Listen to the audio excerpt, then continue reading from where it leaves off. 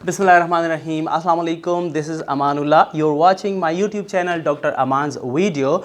Today we are here with a short video in order to explain the difference between unicellular organism and multicellular organism. So we will discuss that what is the difference between unicellular organism and multicellular organisms.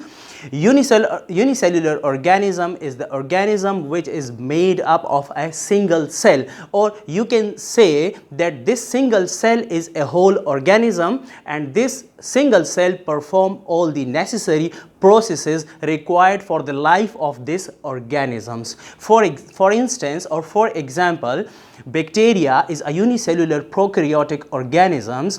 In this case, the one cell is one complete bacteria and it performs all necessary function or all necessary process required for the life of the bacteria. In eukaryote, there is a large list of unicellular organisms like amoeba, paramecium, and many more.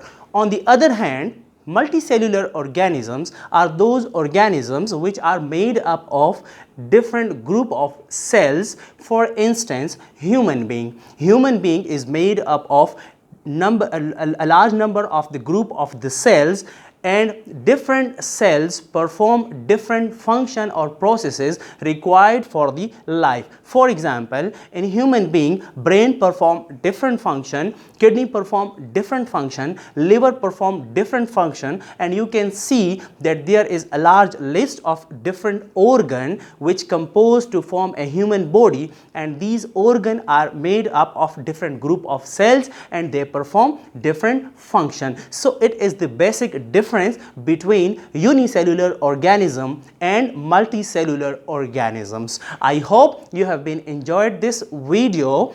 So if it is interesting and beneficial to you, I would like to request you to please subscribe my YouTube channel Dr. Aman's video, and also hit the bell icon in order to get notification for my upcoming video. Thank you so much for watching. Fi Amanillah.